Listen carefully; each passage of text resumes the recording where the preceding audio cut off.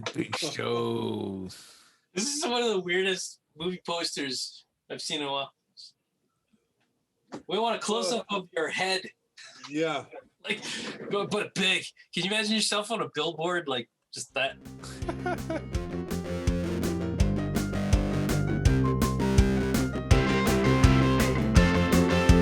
Primarily Critical. Hello, everyone, and welcome to Primarily Critical Movies and After Party. This would be it. If you have not seen this movie, we suggest that you do so before listening any further. Because we got spoilers, trivia, and opinions like crazy. Whoa! And we cannot wait to share them. Good, bad, new, old, weird, or gross. We will pass judgment on all of them. Today, the clock is ticking, friends. Zero emissions by 2050. My name is Steve. I'm here with Phil and John. And John. Today we're talking The Midnight Sky. Phil, this was your pick. This is a George Clooney mix. Two great things. I like the George Clooney. He's pretty solid body of work. Okay. He's a director, and he's done some good stuff. Batman aside.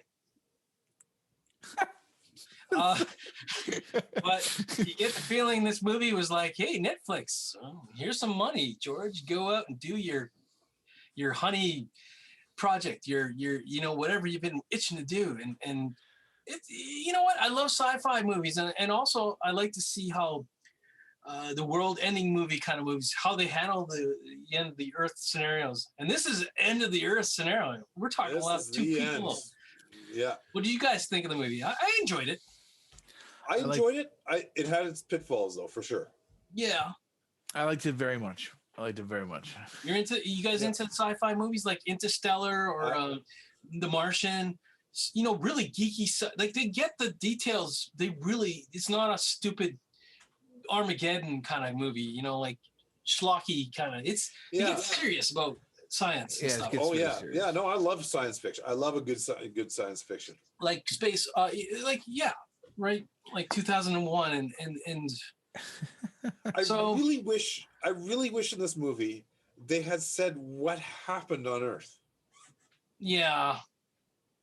They show this circling and it intrigued me. I'm like, oh my God, what happened? Yeah. Right? And I kept on waiting in the movie to find out what happened. And I never got that payoff. No, there was an event 3 weeks earlier, and that was it. That's all we know. There's an event. But we do have predictions for 2050. Where the temperature on Earth is no longer sustainable, and so we could just say that's probably what happened. That's it just the Earth became too hot, and that was it. That's one theory. Now this movie is based on a book, which I think alluded to that it was a electronic EMP device. Electromagnetic? Yeah, but it caused havoc with the nuclear weapon system, and it was an accident. And basically the world nuked itself in some way, and it's radiation that's why the Arctic Circle was like the last place of clean air. Nuclear in nature. Now, how it happened, World War or like an accident, that's vague. They don't say shit, right? So it's kind of why not say? But I guess it could have been, Okay, so I'm going to assume that our audience has watched this movie, and I'm going to ask a question regarding the end. I really wanted to see a bank of human embryos on the ship. I really wanted to see that. I just wanted to see one fucking shot, and they didn't give it to me. We needed that because the way they leave it is that they're going to go spawn a generation of inbred humans. Yeah. But Yeah, It's like the last gasp of humanity, because all throughout the movie, communication was a big factor in the theme of the movie. People try to talk to each other. And we'll get to the biggest spoiler alert of all, but we can talk about that in a bit. But the communication factor, like, yeah, I mean, we'll get into it. Let's get into it. Okay, you know what? So George, also the young Augustine. I think they could have just used George Clooney and shaved his beard, but whatever. I know he probably felt really old or something, and I don't know. Maybe he really liked this actor and wanted to give him a chance. At least they didn't go. But they look very different. Like they look very different. Yeah, really. Was that jarring? At least they didn't go for a schlocky de-aging technique. But I think there was okay. Correct me if I'm wrong, but I feel like they were trying to run this separate story. Like you weren't sure that was him. You know, like I don't know. Voice was Clooney's voice, I think. Actually, it was Clooney's voice. I heard Clooney's voice. Right. So, yeah. But like, okay, my wife had predicted pretty much where this movie was going to go. Really? Really early on. The daughter. Like, oh yeah, totally. Yeah. Like this is the big spoiler, people. She had unpacked that so early on in the movie. Wow. That's going to be, you know, and so. It was kind of like, you know, I felt like this movie was completely predictable because I'm sitting next to her who had predicted pretty much exactly how things played out. You know, so she predicted that the daughter was a figment of his imagination. Yes, she did. She had that. And she had predicted that astronaut was his daughter. Oh, wow. Really? Okay, that is awesome. She had that all very early on in the movie.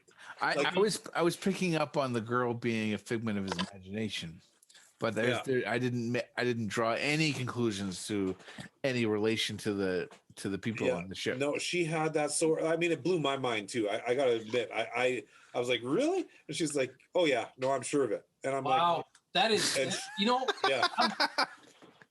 wow. Yeah. Good job. We got to have Lori on for another string of podcasts. She should have been doing the review with us. Here's the thing. My wife and I watched it too, and I didn't get it. I was kind of a sixth sense surprise. Nobody spoiled it for me. But, you know, one of the things that jars me when I look back on the movie is like the scene where Clooney is talking, once again, communication was a big thing, right? The communicating with the leaving party that left the base. They're going wherever they're going. I don't understand why they had to leave, because they're in the fresh air zone. They were going to underground bunkers. Oh, okay. Okay, so anyways, and there was some. It also seemed like some were maybe potentially going home to die at their homes rather than. Yeah. Okay. You know. Here's the thing, but George Clooney's character, Augustine, right? He's on the microphone. He's saying, "Hey, you left this girl behind," and he's frantic about it. So yeah, would your figment of imagination do that? You were trying to actually say, I'm seeing things, but I don't. And so, he was also drinking himself stupid too. Sure. But he is dying of cancer, so he, you know, there's who knows. I mean, it was psychological state, right? I thought it. You know, I didn't know it was chemo. I thought it was dialysis, but whatever. I didn't. Oh yeah, that's good. That's a good point. Yeah. But anyways, like transfusions. So. The point I'm trying to make is like, wouldn't the people take that seriously if the communication did get through? It's like, oh shit, there's a daughter missing, or maybe say nobody's missing. He's just gone cuckoo. Well, you could also argue that in the chaos of the moment, there's a lot of people going missing. You know, we're led to believe Earth is just death. It's like crossbones, man. It's over. It's over. Yeah. Wah, done. Game over. But you know, I did like the movie. I felt at times it kind of was a little slow. It was a little slow at times. Felt like this movie could condense to an all-along episode from The Outer Limits or something, or Twilight Zone. It's like a little long, but it's all solid acting. I mean, of course. Yeah. But got to talk about that scene with the floating blood, man. Oh yeah. That was so gruesome. It's You true. knew she was a goner when you saw all that blood floating around. You're going, "Oh man, she is done." I said to my wife, "That's an ensign move here. We're going to lose a crew member, and it's probably going to be the least likely, the most least painful." See, that was predictable too. This was the thing, is that this whole movie was we had, like, with my wife there, and that one myself too. We just knew what was going to happen next. I called that one. I called that one. Absolutely. Yeah, that was, we knew someone had to die. Of course someone had to die. And it was, as soon as they all three of them went out, we're like, it's going to be her. She's going to die. We just knew it. She's also the most likable person. yeah. It was just and it was like, so I don't want to say this movie was completely predictable. It just felt that way for me because my wife is just really good at this stuff. And so she kind of ruined it for me, but yeah. Well, there's also there's something we said about movies that make you want to predict them. That's true. Yeah. And the payoff of being right. Yeah. There's something in that too. It's like, see, I told you, I knew it. Yeah, what a great movie. I was right. I always like to be pleasantly surprised by a movie, so I kind of was with the daughter being a figment of his mind. And well, when it tipped, she was saying this stuff, and then when I actually totally agreed with her was the whole scene where they're traveling from their original base to that other base by snowmobile, and he loses her. And now this is a brutal conditions, snow blowing, and he's calling, can't get an answer.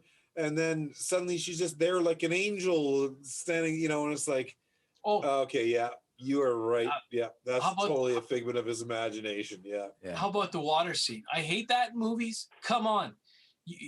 You would not survive that, most likely, being drowned almost in water and come out like definitely really hard conditions. Kind of like a Hollywood moment there, but hey.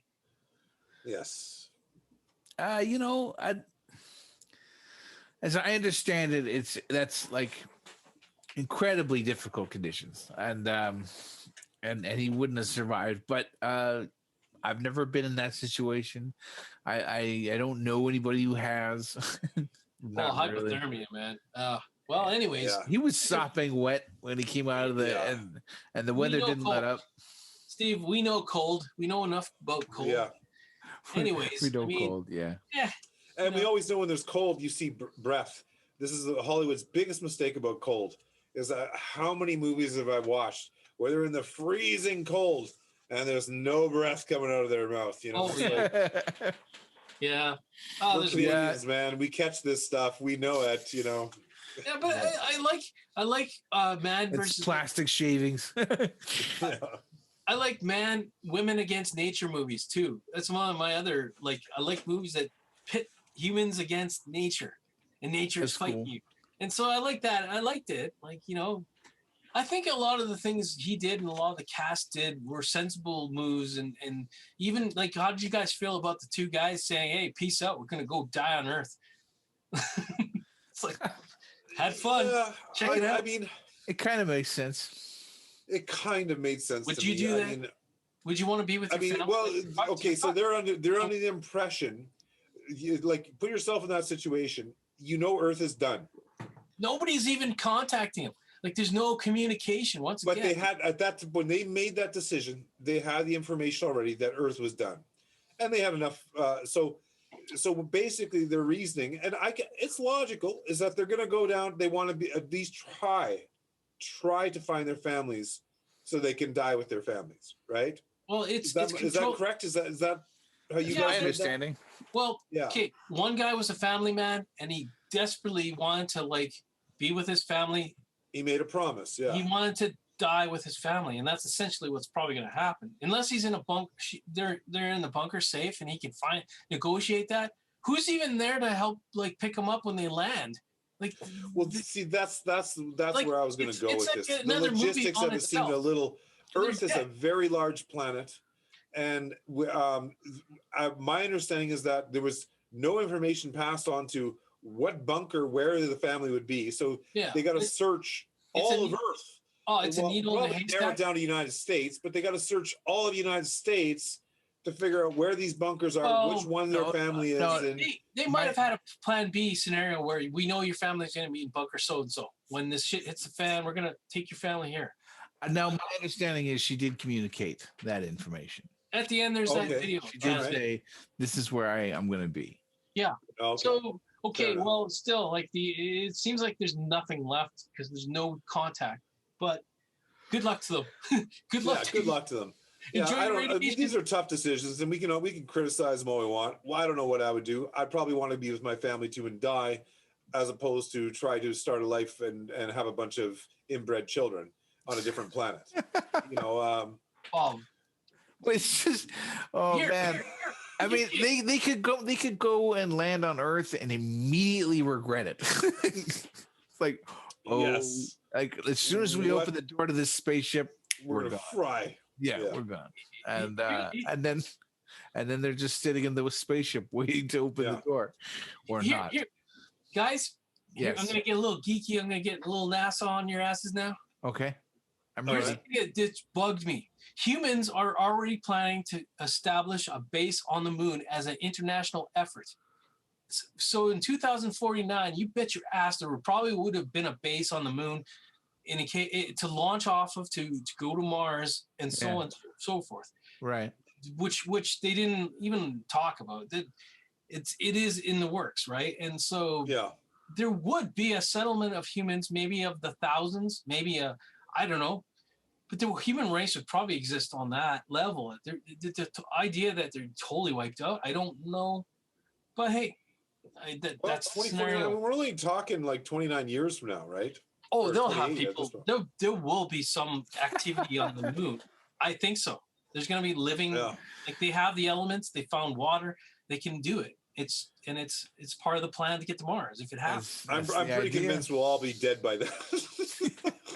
Well, look at the leadership in America right now. Nothing's getting done. Yeah. So, anyways, I can't wait to get your opinion on the End of the World podcast. Yeah, I can't wait to listen. All right. So, Midnight Sky. There's 2049. The event. We've already discussed when we all realized that she was imaginary. We already discussed the lack of frozen embryos. Does anyone want to get into this trivia, or does anyone have any questions? No, we can get into it. I think I covered all my notes. Yeah, let's get into the trivia, guys. All right. At approximately 39 minutes, the black and white film they are watching is the 1959's On the Beach, a movie about the end of the world starring Ava Gardner and Gregory Peck. Peck's real-life grandson, Ethan Peck, plays Augustine's younger self. No kidding. He does kind of look like Gregory Peck now that I think about it. That's a cool Looks a lot more like Gregory Peck than he does George Clooney, that's for sure. That's a cool piece of trivia. That's cool. Well, maybe if we didn't know George Clooney as well as we did, he does have the big bushy beard. You know what? That didn't bother me. I prefer it over schlocky looking CGI de-aging. If it looked like shit. Yeah, no. Like the Irishman was really like it was not great in scenes. It just took you out of the Robert De Niro where he the whole de-aging technique. It just was wonky and it's better to cast because whatever. That's my opinion. Yeah. I'll take the next line here. Sully's pregnancy was the result of Felicity Jones getting pregnant in real life. Oh, so that wasn't in the script? So they had to build that into the story because I think that's a very compelling part of the story. It was okay. This is another thing my wife brought up. It says, "What? Isn't the stupidity? They're on a 2-year mission, right? Because they're returning to Earth after 2 years, and they decide that this is a good time to impregnate. I mean, maybe as long as I guess you'll be back on Earth. But doesn't it seem like you want a little more stability before you're going to throw a baby in the mix? Yeah. Because you want to visit your gynecologist. You want to do these regular visits where, it seemed a little kind of dumb. If you're stuck on a spaceship these for are years, astronauts. They're smart. They're smart people. They don't like. I don't care who you are, how educated you are. Bored people do stupid shit. I'll tell. Okay, hey, good. You guys know about this is a funny story. There's a movie, and I think there's like a real life story about an astronaut, female astronaut, was jealous about a boyfriend. The diapers. You're going there. She wore diapers to drive cross country to get revenge, or however this went down. They can lose their shit too. So, what my point is, if you're stuck in space for 2 years, you got urges. You might act on them. And how do you stop it? It's called birth control. They're very smart, educated people. They know how to use birth control. It must have been part of the mission agenda. If you want to get funky, you want to go to a funky town, let's get to it. Yeah. But honey, it feels so much better with there's only 2 women on this boat. Oh, jeez. That's a whole other movie. That's a whole other movie. That's a whole other movie. Yes. Who's got the next one? I do. For his role as researcher with cancer, Dr. Augustine Lofthouse, George Clooney lost 30 pounds. Wow. Man. Wow. That's really going for it. Wait, so I didn't realize he maybe that's really stupid. I didn't know he had cancer. I didn't know he had cancer. I thought it was dialysis. Yeah. Because he's But this is 2049, so who knows what blood transfusions. Maybe that's a cure for cancer that we're unaware of. Maybe that is something that goes on now that we're unaware of. I don't know. Actually, when I first was thinking about what is he doing, I thought he had radiation poisoning and he was trying to filter his blood to get the radiation levels down.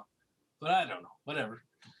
Yeah. It's cancer, I guess. So he lost 30 pounds. He didn't look exactly skinny. So I think George Clooney might have had a little 30 pounds to get rid of just to play any role. Hey, whatever. But you know what? I give him a credit for being like the beard. It was all very authentic. You can tell it's just nasty. He's not trying to groom shit. That man knows how to grow a beard. Yeah, that guy's got a beard. Yes, he does. That's serious. Okay, who's got the last trivia here? Oh, I usually take it. This is George Clooney's first film role since Money Monster. So he's been on hiatus for a while. Sure. Well, I don't know. He's getting old, right? I think he's like 59, 60 soon. Yeah, those guys start families late. Well, yeah. Down in Hollywood. But doesn't he have twins? So maybe he's being a father, right? But he's always got creative projects going on. Yeah. I really enjoy his stuff. I like his character development in his movies. I've seen a few now. He really takes the time to make you care about the characters in the show, the movie. So it's slower pace to his movies. He's old school, I think. So I like that. He's an actor's actor. He knows acting, right? So bad choice. When it comes to asteroid fields, my understanding is that everything in space is very, very far apart. Even if it looks like it's close together, everything is super, super far apart. And it's also moving extremely fast. So an asteroid or a shower or whatever they went through would have probably just been one small rock firing like a bullet through the whole thing. I've watched some science on this, and it's nano. It could be like microscopic bits of dust that could, at the speed they're going through, they're just going to go right through you and kill you. And they did deal with that death very well. Yeah. It's a horrific thing because that is a real thing. And I don't know, that ship took that beating and still stood up to it. It was a little, all right. It was like bouncing off and stuff. Isn't it true that we've actually put so much junk around the Earth now that we've created so much hazards for space travel? Space junk is a thing, right? It's true. And I think they're talking about putting a Roomba up there. Yeah, and I wish I was joking, but they need Roomba. It is an issue over while we're talking about since the first piece of space equipment, Sputnik, with the atmosphere, has been like, well, how many years? 50 plus years of freaking junk been launched up. Yeah. No strategy. It's like human nature to do that. Yeah, just and then now shit out there and just whatever. Now they're monitoring all the space junk. The thinking is most of it's supposed to fall into our atmosphere and burn up and be not a problem, but it's a problem when you try to negotiate through. Like and if isn't there now maybe this is I've watched too many science fiction movies, but is there a body of somebody floating around in there in that space junk? Probably. It's junk. It's all just and they say if a body does end up floating around, like it's not going to decompose at all. No, it's just going to remain. It's a vacuum intact. Like just, can you imagine that's your body? Yeah. You imagine that? Like, well, it's like Mount Everest, right? There's bodies like it frozen up on the mountainside. Yeah. They'll just keep going up there and dying. One day they'll be like good enough telescopes. They'll be like, I can see great granddad out there. There he is. Hey, there he is. You know, here's a big question. Here's a big question, you my sci-fi fans. Would you be if you had the means and the money, and we're talking A-list 1%ers that got the money, would you be on the first commercial flight out to space? Hell no. This SpaceX stuff is retarded. Elon Musk, of course, he's not going to be in that first mission. He probably won't be in the 100th mission. He's going to send out so many guinea pigs. Do you see what these people have to live on? And that his plan? They're living in something the size of smaller than most people's living rooms will be their entire house for their entire life. I'm excited about some of the things that SpaceX. I can't. I would. Hell's no. No, I'm fine doing things virtually. But I wouldn't. Let some other person be the guinea pig. This is his mission. If he wants to complete his mission, it has to be done with robotics. People will go crazy. You cannot send people out to live in these little tiny pods for their entire life with other people without expecting them to kill one another. Doesn't matter how much psychologically, whatever psychological tests you have here on Earth are not relevant to putting people in a little pod on a different planet surrounded by radiation, and you're stuck with them 24/7, 365 for years and years and years and years and years and years to come. Okay. Why do you think they're going to be stuck in there forever? It's my understanding, it was going to be a one-way mission. Oh, okay. Yes, John, you're getting ahead of what I was just saying. There's the first commercial flight will be just getting out to space, like to orbit the Earth. They're not going to Mars. That's other shit. Yeah. That's crazy shit. Oh, okay. Well, I was talking about the SpaceX Mars one. Oh yeah, I hell's bells. That I don't know, man. Now, my understanding. I think it's like crazy shit to do that. That they're going to send a machine to Mars. Yeah. And this machine will 3D print houses, buildings. Yes. And then they will fly to Mars and live in those buildings. Well, yes, but I've seen the schematics of those buildings. Oh, they call them buildings, but they're actually little tiny pods, like they're little domes that are, I think, like 20 by 20. Did you guys review The Martian? Did you guys do that? I think we did. Not us, I don't think. I don't recall it, but I don't recall. I've seen it. That to me was kind of what John's saying. It's pods. It's little tiny spaces. That movie to me was probably the best idea of what Mars is holding on to for us. It's batshit crazy. I don't know why. Get to the moon, establish a base on the moon, and then we'll talk. But yeah. They can have more than one, though, can't they? Oh. But how did you? Oh yeah, no, they'd have more than one. In the SpaceX plan, they'd have, I think, about 6 of them. Oh well. Oh, dude, here's the thing. You're more well read on this than I am. Well, I might be wrong, but that's my recollection. Is that the schematic I saw? There was like about 6 of them in a row, and boom, boom, boom, boom, but I mean, still, that's nothing. We're used to being able to go to parks. We're used to be able to go shopping. We're used to go to, you know, traveling over from pod A to pod, you know, D is not an excursion. And if these, you know, I think it's insanity. I mean, look what COVID has done. Just living with our spouses has become a challenge. This is the people we love. You know, we love these people, and we can barely stand them now, right? At times, right? So they've done trials, right, where they've put people on Earth in the desert and the domes or whatever, and tried to make them do the simulation of it, and they couldn't do it apparently. But here, getting tied back to the movie, it's like my point. What? Damn it! Oh my goddamn point! Now. Sorry, we interrupted you. Yeah. Oh, we went on a real ride there, didn't we?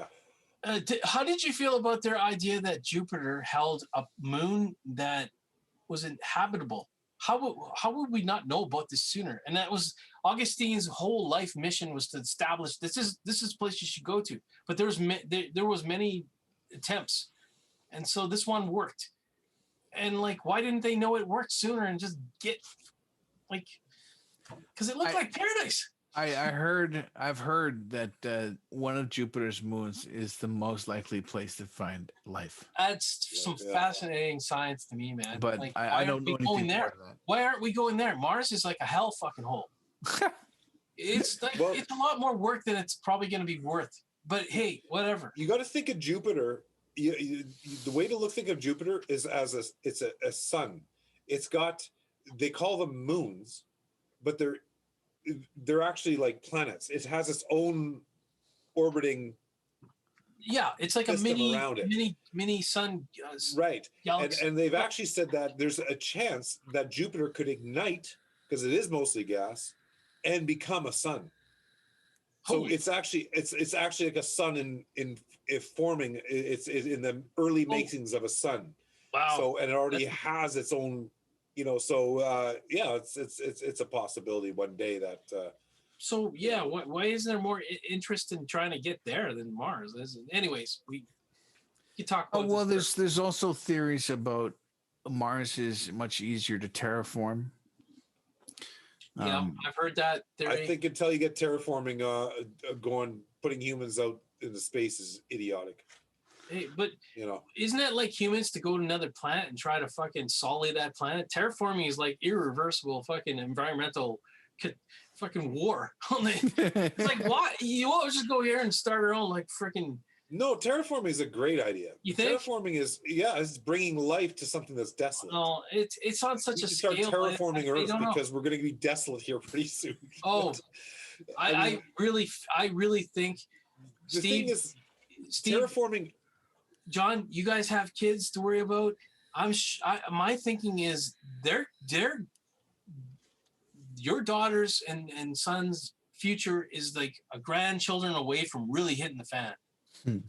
Like really bad shit, and the world will really is going to be in a tough spot. We're going to probably be old and senior, and hopefully some virtual reality home care system where we're just like numb to, because it's going to be awful. I think. Yeah, it's like Terminator morphine and virtual reality, and we won't have a fucking. By 2050, shit could be terrible, and this movie's kind of saying that, right? It's saying 2050, shit hits the fan. I don't know more to say about it. 30 years from now, I'm almost 80. I can, you know, my kids, man, you know. Live for your kids. Make sure those kids, man.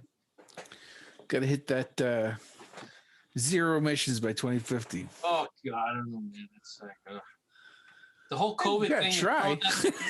The whole pandemic is just throwing the environment out the window. Look at all the shit we're throwing out now. It's all plastic and it's awful. It's like, nobody, it's human nature to just hey, whatever. You know what, I'm holding my tongue. I'm like holding my tongue so bad because I know this is a podcast for this movie. I can just go on and on. So wow. Right, we'll talk about it, you know.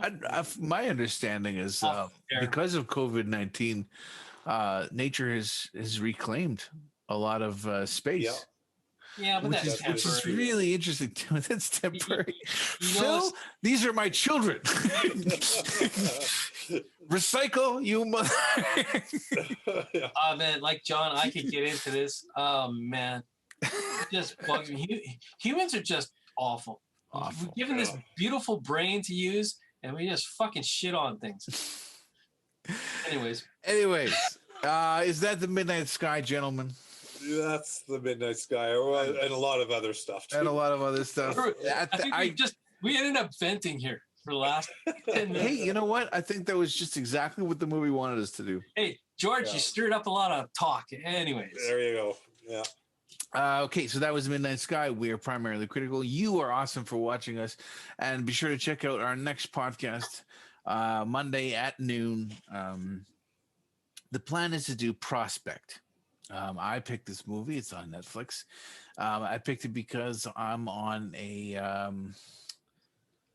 kick for that particular actor, the star of The Mandalorian. What's his name? Oh, Pascal. Is it? Pedro Pascal. Yeah. Yep. Excellent. I'm on a kick to see his work. Just the same way that John's on a kick to see everything Shia LaBeouf does. Do I have to start like having a honeypot movie? Yeah, a romance, a Hollywood romance. It'd probably be Tom Hanks, but yeah. Tom Hanks. See, that's a safe bet. Anyway, we'll see you then. Thank you so much for joining us. Bye bye. Bye bye.